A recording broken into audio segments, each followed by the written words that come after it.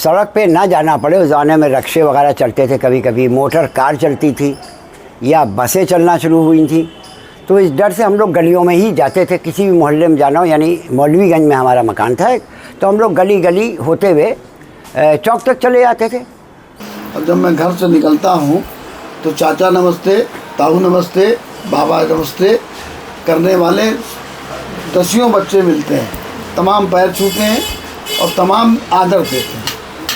और हमारे मित्र लोग या बाज़ार के लोग जो गलियों में रहते हैं, वो कोई चाचा कहता है, कोई ताऊ कहता है, कोई भैया कहता है। जब निकलते हैं तो एक प्रेम सा दिखता है, ऐसा महसूस होता है। हमारे पीछे भैया जी की मस्जिद है, वहाँ के जो भैया जी वो मुतलवी हैं, वहाँ मुतवल्ली हैं, वो निकलेंगे तो हम उन्हें आदावत कहेंगे, वो निकलेंगे, हम निकलेंगे तो वो हमें आदावत कहेंगे, और हम एक दूसरे से घंटों खड़े होकर बातचीत करते हैं। तहज़ीब के दायरे में हर आदमी एक दूसरे से मिलता है, एक दूसरे के साथ में पेश आता है। किसी के दुख तकलीफ़ अच्छी बुरी पड़े तो खड़ा है, शादी बारात हो तो खड़ा है।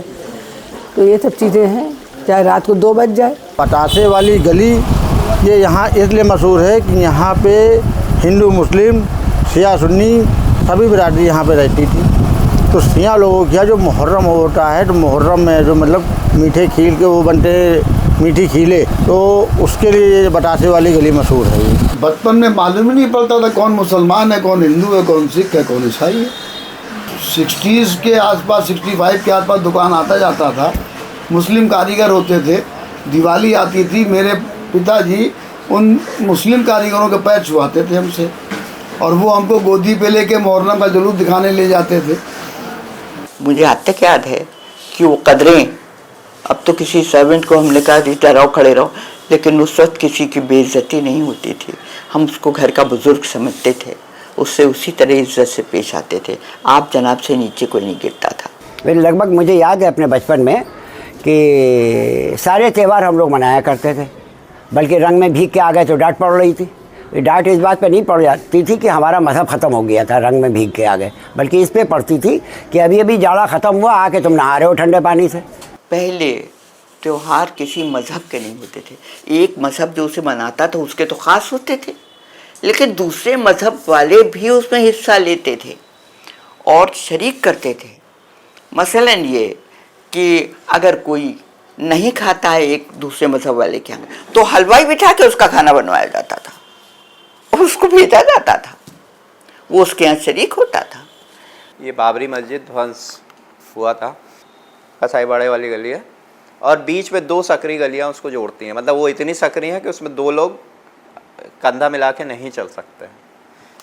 तो हमारे पिताजी के एक मित्र थे बहाजुद्दीन चाचा, बताते हैं कि इधर से भी लोगों ने छतों पे पत्थर जमा कर लिए और उधर से भी जुलूस उठा। तो ये हुआ कि जुलूस इस गली से होके जाएगा, तो वहाँ चाचा बीच में खड़े हो गए कि नहीं, इस गली से नहीं जाएगा, इस गली से जाएगा तो मेरे ऊपर से गुजर के जाना होगा तुम लोग। मुझे 1992 की ये बात याद है कि गलियों में जब कोई ऐसी बात होती थी तो छतों लोग जो थे एक दूसरे के घरों में जाते थे और दूसरे की खैर खबर लेते थे।